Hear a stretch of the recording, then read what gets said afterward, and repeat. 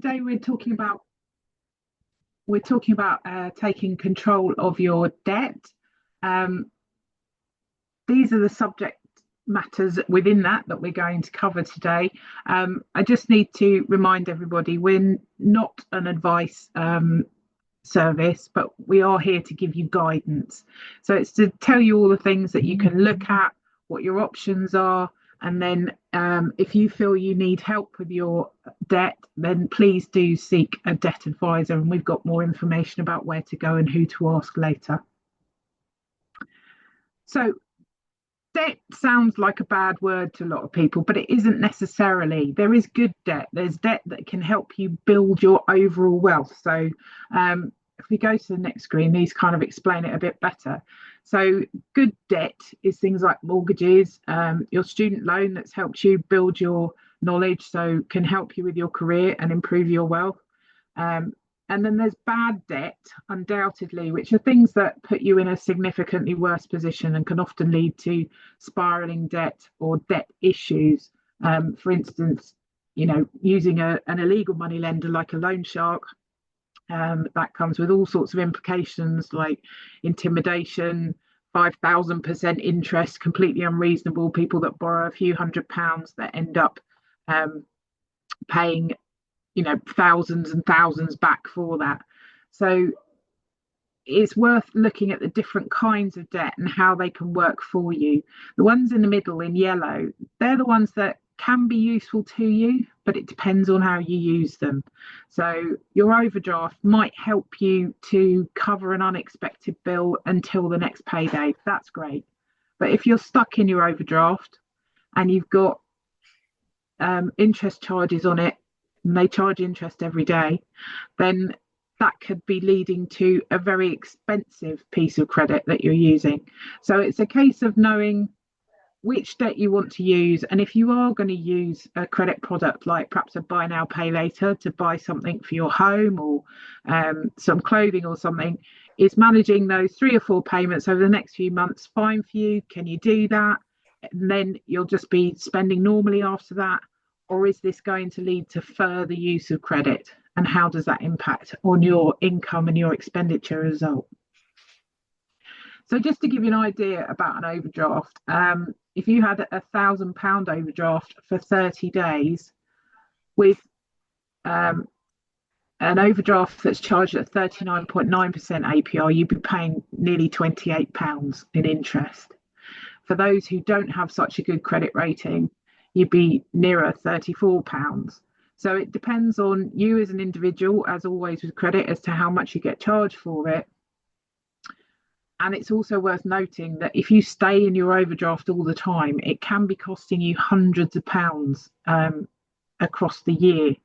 So overdrafts are great, as I say, in emergency, but keep an eye on it. And if you keep using it, is this something that you might be better off moving into a loan where you have a schedule to repay it and you're going to get out of your overdraft? Look at how you use it and whether or not it's of benefit to you, or could you be doing that sort of borrowing in a better way? Credit cards. This is an example that I've borrowed from Money Saving Expert to show you the difference that it can make if you're just paying the minimum repayment or the lowest payment amount of £5.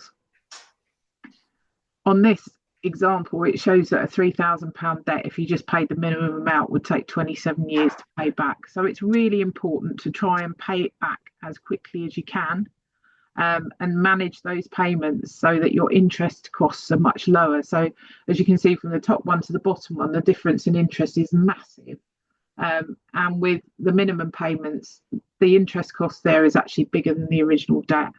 So it's really important to look to see how quickly you can pay off a credit card and that you're not paying off more in interest than you are in what you borrowed in the first place. Buy now, pay later. So this is things like Klarna and ClearPay. There's lots of people in this market now. This market went absolutely crazy during COVID. The usage of it really, really grew. It can have its place, as I've explained earlier, but for a lot of people, they're using it a lot. So they're not able to really know quite how much they've got in credit on it. It doesn't work in the same way as having a loan. So you see the start balance, and this is how you're going to repay it every month. People might have 3 or 4 or 5 or more things on buy now, pay later. So I recently saw a loan application from somebody that had about £1,000 income a month, and £300 of that was going on buy now, pay later. So it's a lot as a percentage of income. If 30% of your income is going on it, then you've got a problem with it to help you manage your daily life. There's some data there from Citizens Advice that it's also getting a lot of people into problems in that they are having to seek debt advice. They're getting enforcement agencies coming to their door. So this is something that people that are using it are finding it difficult to manage. So it's worth really thinking about using it. And also they now let people buy takeaways on buy now, pay later, groceries. So if your daily living is going on that, then you need to really start looking at where your money's going and whether or not that's a good way of using a credit product. At the bottom there, we've just put some notes about the FCA are looking at increasing regulation on buy now, pay later because of these reasons, because people are using it a lot and it's not properly regulated at the moment. Lenders like ourselves, we can't necessarily see it on your credit report. Some of the buy now, pay later providers are voluntarily reporting to credit reference agencies, but not to all of them. So we're hoping the FCA are going to make it obligatory for them to report to credit reference agencies so that we can see exactly how much debt people have got. Because at the moment, when we look on a credit report, we can just see credit cards, loans, those kinds of things. And we can't see how much exposure somebody's got to these buy now, pay later products, which will impact on their affordability if they want to borrow for something like a car or home improvements or whatever. So it makes it harder for us to assess loans. It also is something that I know that I spoke to somebody recently that they were saying mortgage providers aren't keen on it because they can't see what the debt is, so they don't know really what somebody's income and expenditure ratio looks like. So it can actually impact on your ability to borrow for other things if you use buy now, pay later. So it's worth considering that if you need to borrow for something bigger or something more important. So loan sharks, the definition of a loan shark is an unauthorised lender. So they're not regulated by the FCA or the PRA like we are. They don't tend to have paperwork. The thing to remember with a loan shark is that if you're borrowing from them, you haven't broken the law. They have. If they lend you money and they charge you interest, but they're not regulated, then they're breaking the law. Quite often people describe borrowing from friends or family. And I know debt advisors that say, well, once you start digging down, it's like, well, who is this person? Oh, it's somebody I met at the school gate that somebody recommended that I could borrow some money from. That's a loan shark, undoubtedly. So if you do borrow from a friend or a colleague, it quite often happens in the workplace, think very carefully about it. If they're charging you interest, they're breaking the law. If there's no paperwork, you'd have no security in the credit agreement, which you don't really get a credit agreement from a loan shark, and you just don't want to get involved with them because this can come with menace. There's stories of people being messaged and texted all night, told they've got to make their next payment. Some who are asked for sexual favors instead of making a payment, all sorts of horrific stories. So go to a regulated lender if you need to borrow. So problem debt is not something that is rare, and actually pretty much anyone can get involved in it. And these figures actually are probably quite old now, and it's probably a lot worse since the cost of living crisis has gone the way it has in the last few years. And this kind of shows it can be anybody, people that are working, families, people with lower incomes undoubtedly are going to have bigger problems. And renters, again, are more likely to have bigger debt problems. The cause of debt can be pretty much anything to do with your lifestyle. The cost of living crisis has undoubtedly pulled people into debt. But other things such as addiction issues, mental health issues, not understanding what your paying back when you borrow fully, when you make that decision to borrow, can be what pulls you into a problem spiral in debt. Particularly when payday loans were around, people used to get a payday loan and then have to get another one to repay that, and then another one to repay that, and it just got worse and worse and worse. And there's some horrific stories from that. And it's about the impact that all those things can have that can cause you to spiral into problem debt. The things listed at the bottom as the reasons why people go to Citizens Advice for debt advice: the fuel debts, council tax arrears, and credit cards and charge cards, that pretty much stays the same every month, that they're the reasons, but the volumes have actually just got bigger since the cost of living crisis. There can be life events that pull you into problem debt. Work changes, reduced hours, unemployment, maternity leave can be a problem for some people, illness, relationship breakdown, bereavement, having to move home. All those things can impact on your debt levels and can mean that you've got a problem debt. So it's not somebody necessarily who's making bad decisions. It can just be the way life has brought you to this position. So how do you know if you're in problem debt? If you're struggling to pay your basic outgoings and your outstanding debt is, except for your mortgage, is more than your annual income, they're the things you need to look at. So there's a calculation you can do.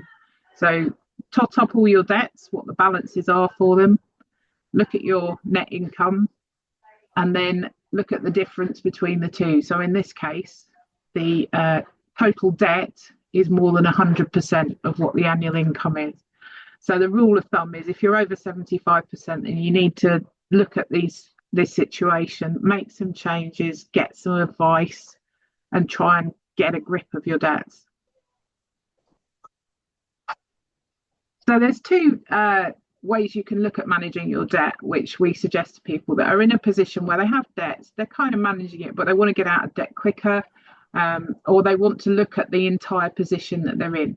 So with the snowball one, with both of these techniques, actually, you need to list all of your debts, how much you owe to the balance to that company or card, and what the interest rate is. So by doing that, if you list all your debts and you look at what is the smallest balance and target that to pay it off first.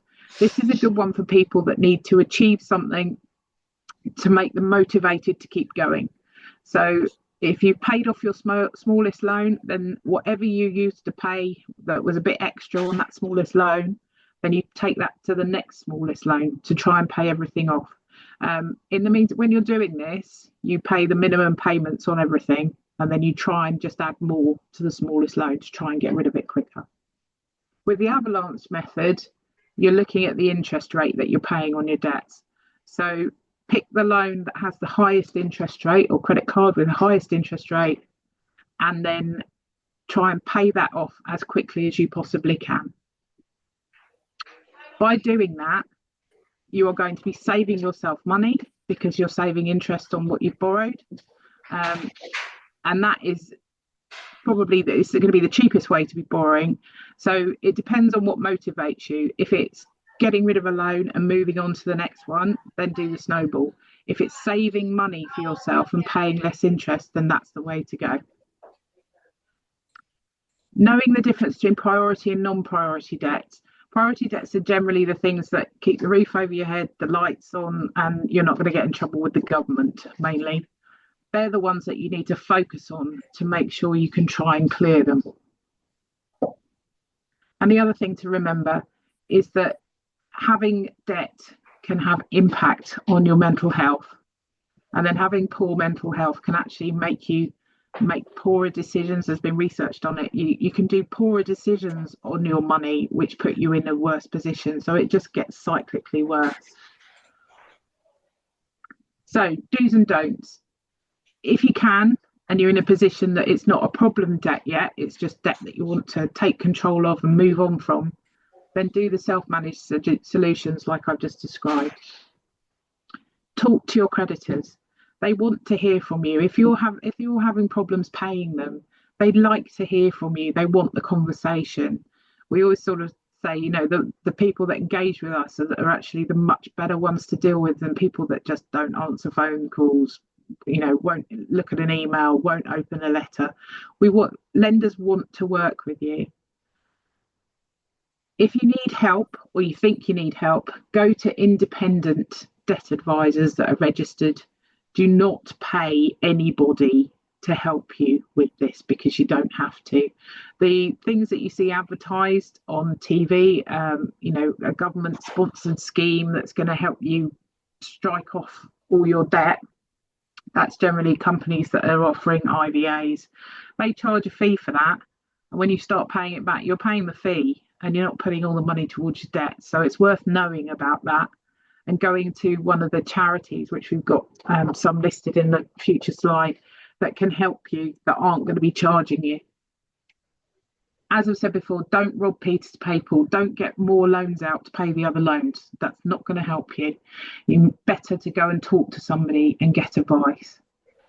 And as I say, talk to your creditors. Don't ignore the people that are reaching out to you saying, we need to talk about this. You're not making your payments.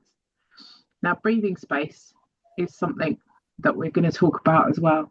So breathing space is also known as the debt respite scheme, and it was put into place in 21. There's two kinds of breathing space. There's the standard one, where your creditors can't contact you for 60 days, and you can only go into this breathing space once in a 12-month period. The other breathing space is if you're in a mental health crisis, which can be indefinite. So it's kind of as long as you're being treated for your mental health condition, your creditors can't get in touch with you. And it extends, as it says here, to 30 days after last treatment. Only a registered debt advisor can place you into breathing space, and that's breathing space is administered by the insolvency agency. So you can't just decide for yourself, I'm going to go into breathing space. I can't cope with people contacting me anymore. I'll just do it myself. You can't do that. You have to do it with a debt advisor. But then they can help you come up with a solution for what to do with your debt. It gives you 60 days grace where no one's going to be hassling you for money. And in that time, you can look at a plan and what's right for you. Obviously, if you take out any more borrowing when you're in breathing space, that's not going to be included within the breathing space bracket. So if you took out more borrowing and then weren't paying back, those creditors could hassle you for the money. So there's some other options. Obviously, self-managed ones are ideal. There's things that you can do to manage your debt. So obviously, use your savings if you've got it and release any assets. Would it be an idea to take, if you own a property, to remortgage and take some equity out of that? Because remortgaging, the borrowing on that will be significantly lower, I would have thought, than what you're borrowing if you're on credit cards. A mortgage is more likely to be 5%, 6%. But if you're on a credit card, you're looking more like percentage in the 20s. Could you move your credit card to a zero balance one? That is a good idea if you're wanting to pay off the balance of it.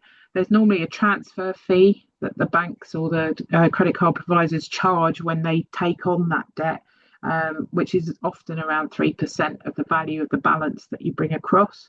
The thing with that is to know how long the 0% period is.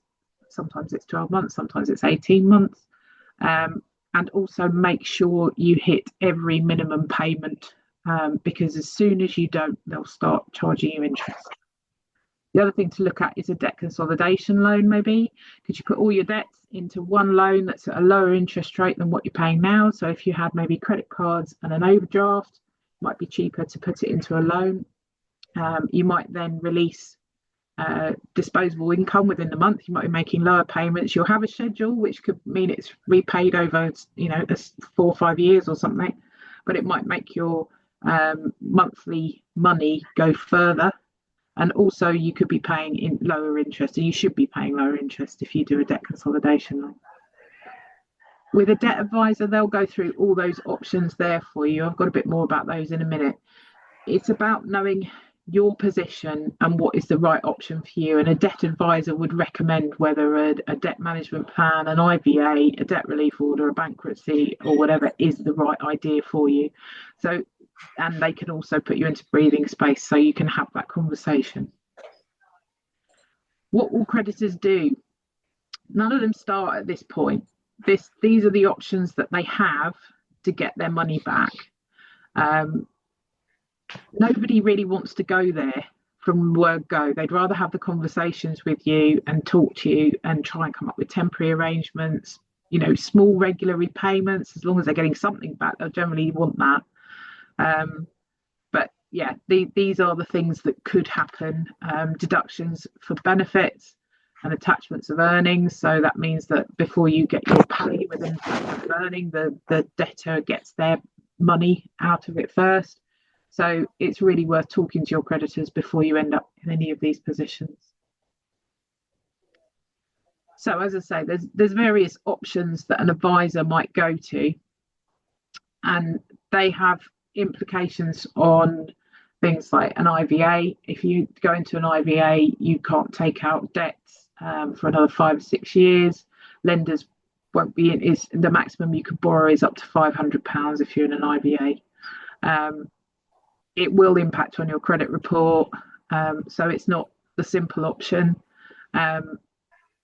Any good debt advisor will tell you which one is the right one to go for you, or they might say to you none of them, and that you can manage your debt. It's just a case of rebudgeting, looking at your finances, trying to cut away unnecessary spending and finding a path to becoming debt free.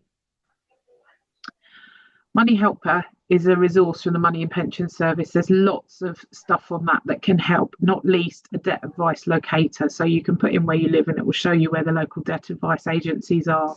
It's also got budget planners. It's got loads of articles on various things, including credit unions like ourselves. So it's worth visiting that website. We've also got that content on our website. If you want to just start digging around and finding out a bit more about what you could do for your debts, then maybe go to Money Helper, because that's a good place to start. The places to go for help, these are the ones that won't be charging you and will support you. So Step Change is a charity. They offer a full debt service, so they can actually help people do IVAs and DMPs and things like that if that's the right thing for them. Citizens Advice, of course, is the one that everyone knows. The thing to bear in mind, particularly at this time of year, getting appointments can have a long lead time. So you might think to yourself, right, I'm going to talk to Citizens Advice, I'm going to get some help with my debts. They might say they can't see you for 6 weeks or something. If that happens, don't be demoralised. Try and stay with that plan, and you just have to wait it out, I'm afraid. They're charities that have volunteers and they have long lists, and those lists are getting longer currently. National Debtline has lots of advice and resources and things to help, and they have phone and online web chat, so you can speak to advisors. Please go to one of these first before you look at anyone else. So what can we do as Wave Community Bank? We do offer debt consolidation loans, which might be the right option for you. You can apply for a loan with us online. We would ask for the details of your creditors and what the balance is, so we can assess the loan. If you work for one of our employer partners, we might be able to deduct the payments for the loan straight from your salary. And generally with that, that means we would charge lower interest on it because we're getting the repayments direct from your employer. There's less risk for us for lending. On our website, we've got some FAQs on debt consolidation. Please go and take a look at those. If you'd like to join us, we are a credit union, so we're a membership organisation. We charge a one-off membership fee of £5, and then you deposit £1 into your savings account to open it. You can set up regular savings through your payroll or by your, doing a bank transfer, or you can apply for loans. We have lots of financial education advice, guidance, sorry, said it myself. We've got lots of resources that can help you look at your money, your attitudes to money, what could you change, help you build your savings. And any loan with us, just to make clear, we always have a savings element to the repayments. So anyone that borrows from us starts building their savings as they repay their loan. So I think that's it from me. Helen, you can stop the recording now.